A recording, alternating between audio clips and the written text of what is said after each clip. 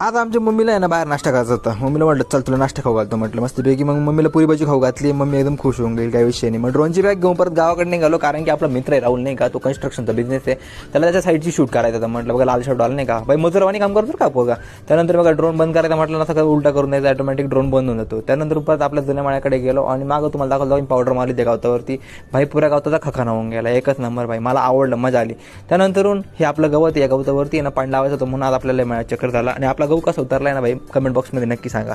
त्यानंतर पायी चालत परत ह्या मेहराला आलो आणि बघा ते घर दिसतंय ना, त्या घरापासून ते पेटीपर्यंतचं पायी चालतावं लागतं बाई, लय टाईम लागतो. मग फ्यूज लावले, ॲटो चालू करून दिला. आणि बघा हे फ्यूज आहे, हे स्टार्टर आहे, हा मोबाईल ॲटो आहे आणि हे परत स्टार्टर आहे बघा, जे लोकांना माहीत नाही ना त्या लोकांसाठी सिटीमधल्या.